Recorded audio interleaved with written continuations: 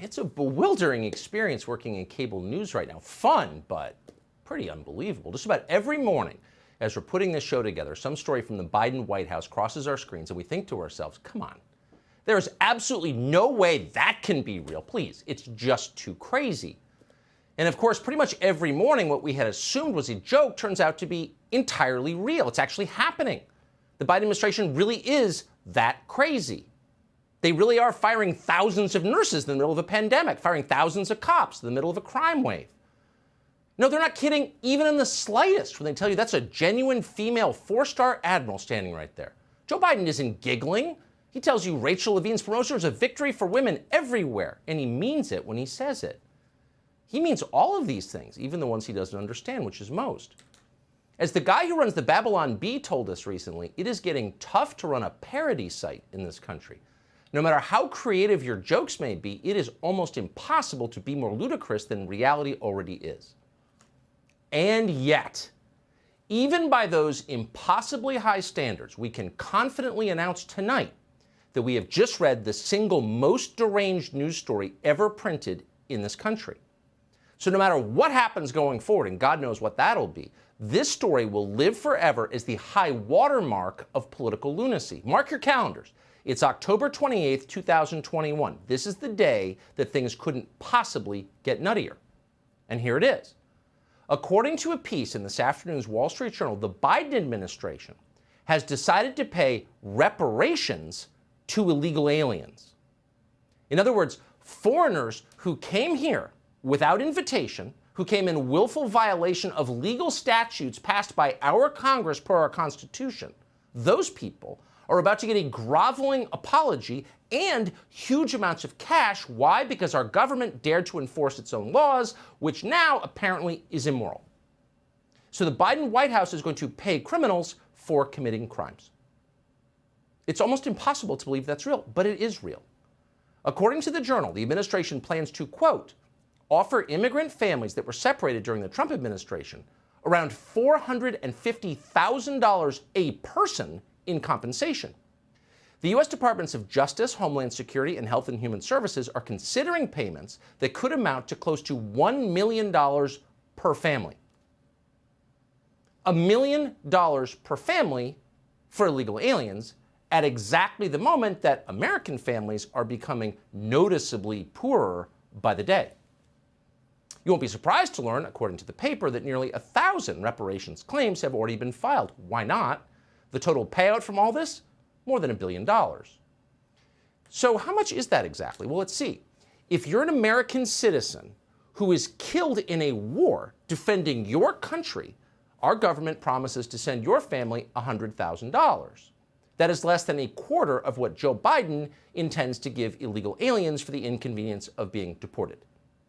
They're once again getting $450,000 a piece from your tax receipts.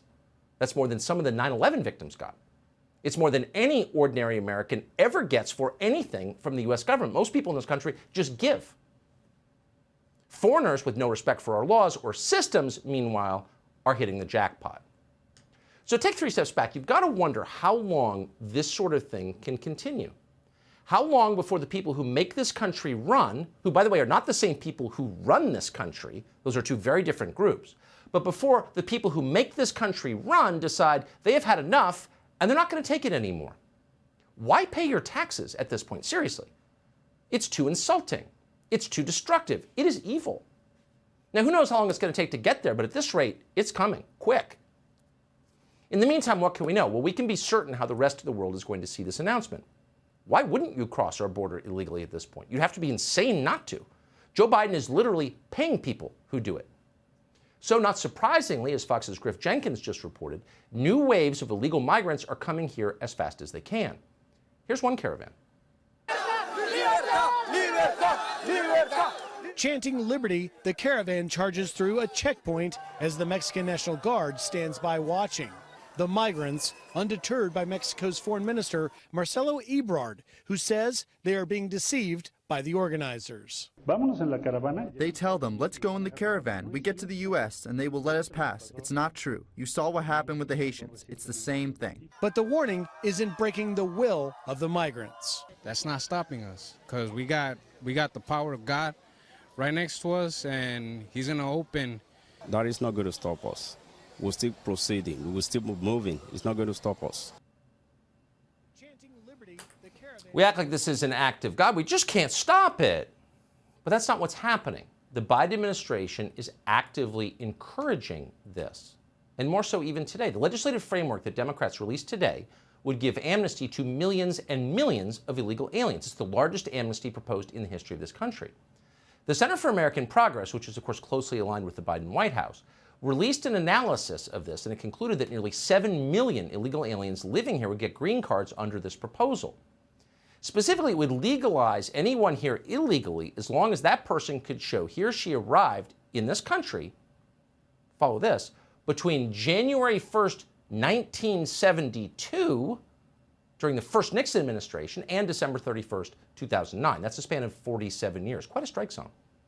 But what do you ask about the millions of illegals who've come here since 2009? Well, they're fine too, actually. The Biden administration has just put out a list of no-go zones, not places that foreigners who break our laws can't go. They can go anywhere, especially where you live. But a no-go zone for federal officers who are trying to enforce those laws. So ICE agents, according to the Biden White House, are no longer allowed to enter schools, hospitals, healthcare facilities, places of worship, playgrounds, child care centers, crisis centers, homeless centers, rehab facilities, food banks, disaster relief centers, funerals, parades, and many other places. Basically, they're not allowed anywhere. So that's it for immigration laws. They're done. They're totally ignored. They're totally unenforced. The question is, the one that's never asked by anybody, is how exactly do American citizens benefit from these changes? Well, let's see. Here's a recent report from the state of Florida. When Polk County Sheriff Grady Judd discusses this horrific car crash that killed a 5-year-old girl, the anger in his voice is hard to miss. Had he been in his home country last Saturday night, like he should have been, our 5-year-old beautiful little girl would have been alive. But instead, Ernesto Lopez Morales was driving down State Road 60 in Mulberry. He has already drinking 6 32-ounce beers by his own admission.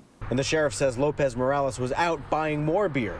We're told his headlights were off, he was speeding, and he slammed into the back of a Hyundai Elantra driven by a Plant City mother. The impact crushed the back half of the Elantra, including the back seat, where the 5-year-old was in her car seat. So here's the point of that awful story. That man, Ernesto Lopez Morales, should never have been here in the first place. He was here illegally like millions of others. He didn't even have a driver's license. So after downing the equivalent of 16 regular-sized beers, 16, he killed a 5-year-old girl in a car crash. So the question is, what will Joe Biden do about things like this? Well, nothing. We know that for certain because Biden has already announced that drunk driving is no longer grounds for deportation. You only arrest for the purpose of dealing with a felony that's committed, and I don't count drunk driving as a felony. I don't count drunk driving as a felony. Well, that's a big change. Oh, that only applies to people here illegally, not to you. The Biden administration, once again, is making this country poorer, more chaotic, and in many places much more dangerous. It's not an accident. Of course, it's being done on purpose. People who are close to it see it every day. James Chilton is close to it. Chilton is a 5th-generation rancher from the state of Arizona. His property abuts a 5-mile stretch of the Mexican border. Ooh, woe to him.